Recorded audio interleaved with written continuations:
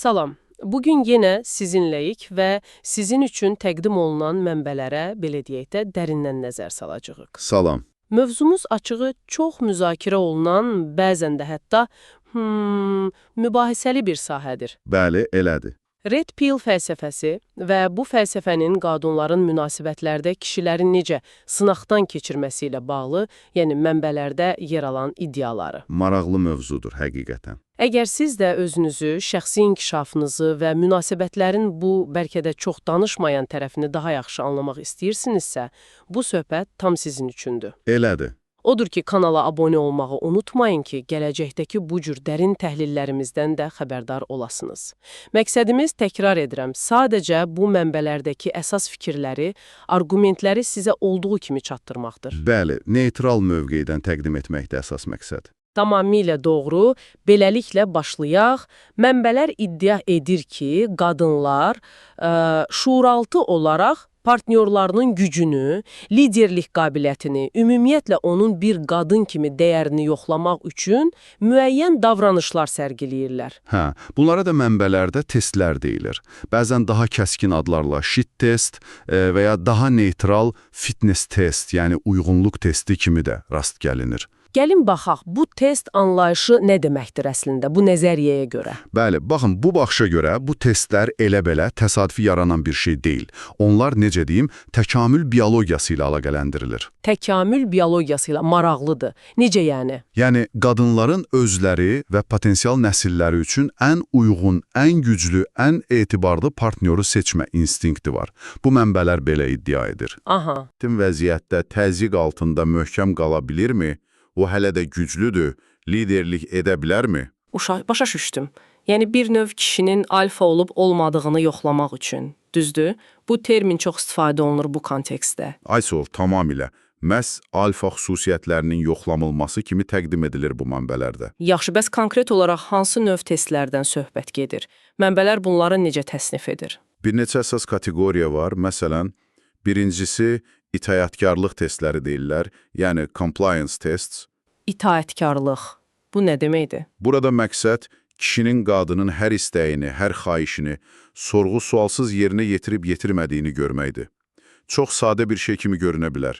Məsələn, mənim üçün gedib su gətirərsən və ya bu axşam filan yerə gedək.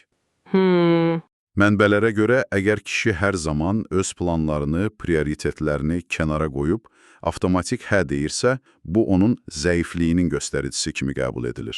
Deməli, bu nəzəriyyəyə görə cavab avtomatik hə olmamalıdır. Bəli, Red Pill cavabı budur ki, kişi öz prinsiplərini, öz çərçivəsini qorumalıdır. Əgər həqiqətən məntiqlidirsə və istəyirsə etməlidir. Amma sırf qadını məmnun etmək üçün özündən keçməməlidir. Yox deməyi bacarmaq da vacib sayılır. Anladım. Deməli, həddindən artıq yaxşı oğlan olmaq bu testdən kəsilmək deməkdir bu mənbələrə görə. Tam olaraq.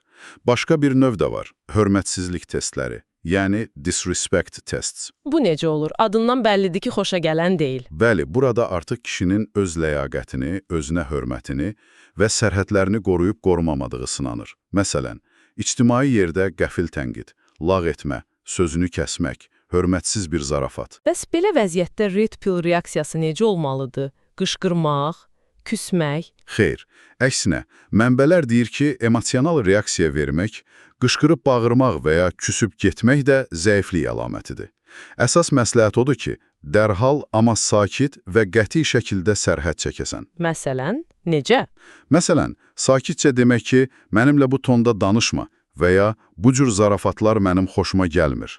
Əsas odur ki, bu davranışın qəbul edilməz olduğunu qarşı tərəf anlasın və kişi öz mövqeyini qorusun, özünə hörməti itirməsin. Aydındır. Sakit, amma qəti mövqe.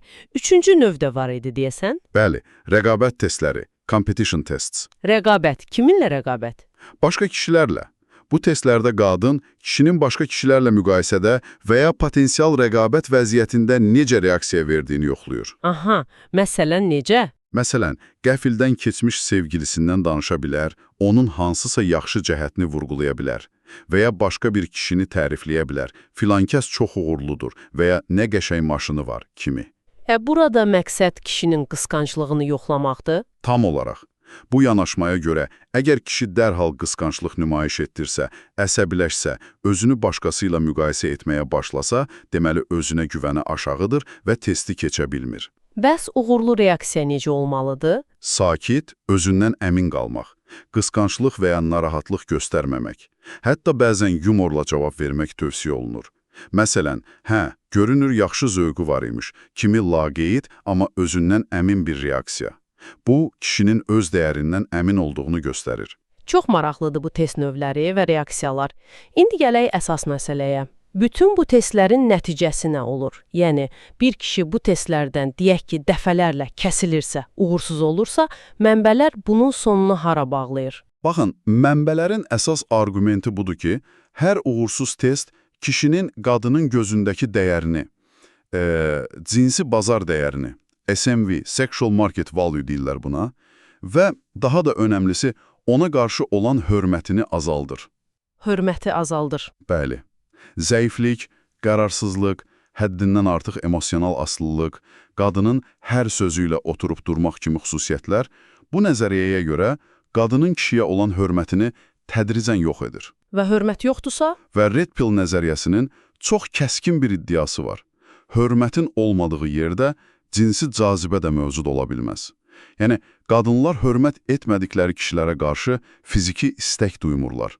Bu, mənbələrin iddiasıdır. Vay, bu çox ciddi iddiadır. Deməli, hörmətin itməsi birbaşa cinsi cazibənin itməsinə gətirib çıxarır. Məhz belə. Mənbələr bu prosesi belə təsvir edir. Hörmət ölür, onun ardınca da cazibə. Və bu nöqtə çox kritikdir. Kritikdir, çünki məhz burada artıq xəyanət riski gündəmə gəlir, elə deyilmi? Bu, əlaqə necə qurulur mənbələrdə? Bəli, tam olaraq. Proses mərhələli şəkildə təsvir edilir. Birinci mərhələ hörmətin eroziyasıdır. Kişi testlərdən keçə bilmədikcə, hörmət azalır. Sonra cinsi cazibənin ölümü gəlir. Qadın artıq partnyoruna qarşı əvvəlki istəyi duymur və iddia olunur ki, məhz bu məqamda qadının hipergamik təbiəti, yəni instinktiv olaraq həmişə status, güc, resurs baxımından daha yaxşı və ya daha alfa partnyor axtarma meyli, hipergamiyanın aktivləşməsi ön plana çıxır. Yəni, qadının radarı işə düşür, başqa seçimlərə baxmağa başlayır. Ay sağ ol. Mənbələr bunu belə təsvir edir. Qadın şuuraltı olaraq ətrafına baxmağa, potensial olaraq mövcud partnyorundan daha yaxşı hesab etdiyi kişiləri dəyərləndirməyə başlayır. Bu, həmişə şuurlu bir qərar olmaya bilər, amma instinktiv bir axtarış başlayır. Və bu axtarışın nəticəsi nə olur? Bu, birbaşa xəyanət deməkdir. Həmişə yox. Amma mənbələr deyir ki, bu, xəyanətə aparan yolun başlanğıcı ola bilər. Bu proses, dalğa vurmaq və ya daha çox istifadə olunan terminlə budaqdan budağa tullamaq, branch swinging adlanan mərhələyə gətirib çıxara bilər. Budaqdan budağa tullamaq? Bu nə deməkdir? Meymunlar kimi? Bənzətmə oradandır, bəli. Yəni, qadın potensial yeni, daha cəlzəbi, daha alfa bir partnyor tapdıqda və ya tapdığını düşündükdə, mövcud münasibəti, yəni əlindəki budağı tamamilə buraxmadan, yeni budağa doğru uzanmağa başlayır. Yəni, köhnə münasibət bitməmiş, yenisi ilə emosional və ya hətta fiziki bağ qurmağa başlayır. Bəli, məhz bu. Bu, bir növ təhlükəsiz keçid strategiyası kimi təqdim edilir. Köhnəni tam itirmədən yenini təmin etmək. Və bu proses təbii ki, çox vaxt emosional və ya fiziki xəyanətlə nəticələnir. Kişi isə çox vaxt bundan ən son xəbər tutan olur. O, həqiqətən də, necə deyim, münasibətlərə çox fərqli, bəlkə də biraz pessimist bir baxışdır. Bəs bu nəzəriyyəyə görə kişi bütün bunların qarşısını almaq üçün, yəni bu testləri uğurla keçmək üçün nə etməlidir? Hansı konkret strategiyalar təklif olunur? Ən əsas strategiya çərçivə nəzarəti adlanır. Çərçivə nəzarəti. Bu nə deməkdir? Bu, kişinin öz reallığını, öz qaydalarını, dəyərlərini və sərhədlərini qoruması deməkdir.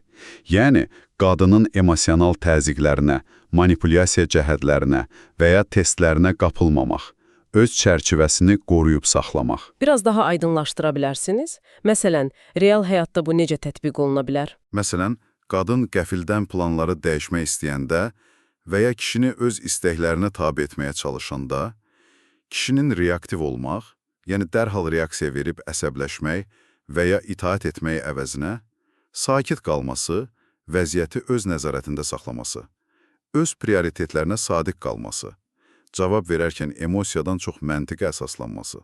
Yəni, emosional reaksiya verməmək əsasdır. Bəli, emosional partlayışlar və ya həddindən artıq həssaslıq zəiflik kimi görülür.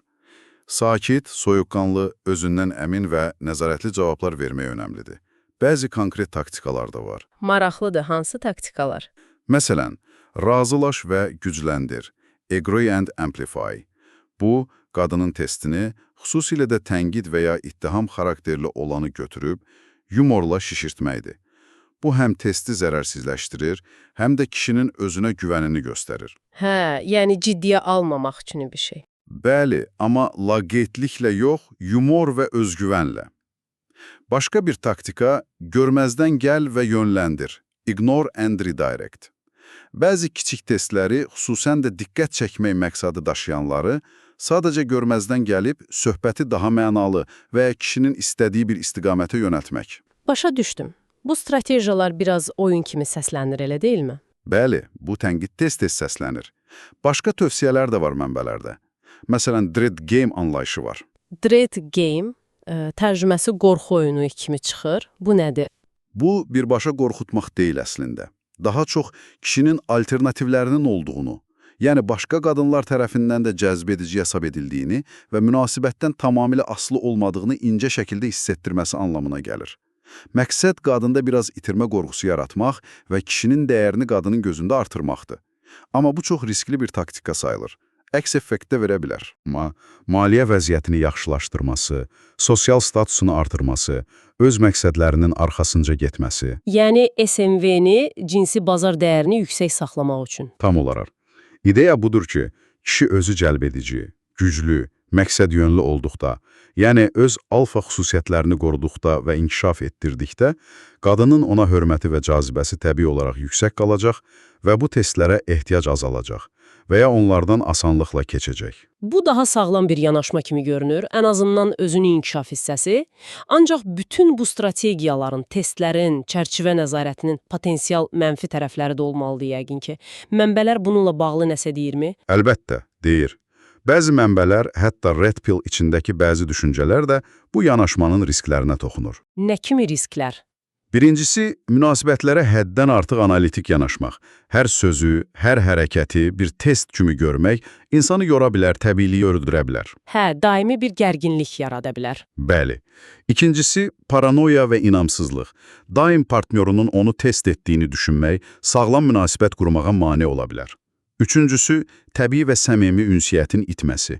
Hər şey strateji, taktika olanda səmimiyyət arxa plana keçir. Və yəqin ki, ən böyük təhlükə bütün qadınları eyni qəlibə salmaq təhlükəsi. Yəni, hər qadının eyni şəkildə davrandığını, eyni motivasiyalara sahib olduğunu düşünmək. Bu fərdiliyi və münasibətin özünə məxsusluğunu inkar etmək deməkdir. Bəs sağlam alternativlər olaraq nə təklif edilir? Yəni, bu mənbələrdə heç müsbət, daha balanslı yanaşmalar yoxdur. Açıq dialoq? Bəli, problemləri, narahatlıqları, gözləntiləri açıq şəkildə danışmaq. Qarşılıqlı hörmətə əsaslanan sərhədlər təyin etmək. Problemləri rəqabət və ya güc mübarizəsi kimi yox, bir komanda olaraq birlikdə həll etməyə çalışmaq. Özünə hörmətlə yanaşı, empatiya, yəni qarşı tərəfi anlamaq və həssaslıq da çox vacibdir. Deməli, Red Pill fəlsəfəsi və onun testlər, xəyanət riski kimi iddiaları bir yana, sağlam münasibətin təməlində yenə də ünsiyyət, hörmət və anlaşma dayanır. Ümumiləşdirsək, bəli. Amma Red Pill mənbələri iddia edir ki, bu ideallar ancaq kişi öz çərçivəsini və dəyərini qoruduğu təqdirdə mümkündür. Beləliklə, dinləyicilərimiz, gördüyünüz kimi bugün araşdırdığımız mənbələr, münasibətlərə təkamül, psixologiyası, güc dinamikası, cinsi strategiyalar kimi olduqca spesifik və bəzən də etiraf edək ki, sərt bir pəncərədən baxır. Bəli, testlər, çərçivə nəzarəti, hipergamiya, budaqdan budağa tullanmaq kimi anlayışlar bu düşüncə tərzinin, bu dünya görüşünün mərkəzi elementləridir. Amma çox vacib bir məqamı təkrar vurğulamaq istəyirəm. Buyurun. Bu, insan münasibətlərinin o çox mürəkkəb dünyasını izah etməyə çalışan çoxsaylı perspektivlərdən, nəzəriyyələrdən sadəcə biridir. Yeganə həqiqət deyil. Tamamilə doğrudur. Bu mənbələr müəyyən davranışları izah etməyə çalışır, müəyyən stratejiyalar təklif edir. Amma onların hər vəziyyətə, hər insana uyğun olduğunu söyləmək olmaz və ən əsası, bu stratejiyaların real həyatda tətbiqinin etik tərəfləri, uzunmüddətli emosional nəticələri mütləq nəzərə alınmalıdır. Bəli, münasibətlər çox fərdi və mürəkkəbdir və yekunda sizə, əziz dinləyicilərimizə üzərində düşünmək üçün son bir sualımız var. Maraqlıdır. Sizcə, münasibətləri davamlı bir sınaq meydanı, bir strateji oyun kimi görmək uzunmüddətli etibar, səmimiyyət və sağlam bir emosional bağ qurmağa nə dərəcədə kömək edir, yoxsa əksinə mane olur? Bu barədə düşünməyə həqiqətən dəyər. Çox yerində bir sualdır. Əgər bugünkü dərin təhlilimiz xoşunuza gəldisə, faydalı oldusa və bizim bu cür araşdırmaları davam etdirməyimizi istəyirsinizsə, işimizi dəstəkləmək üçün bir yol var.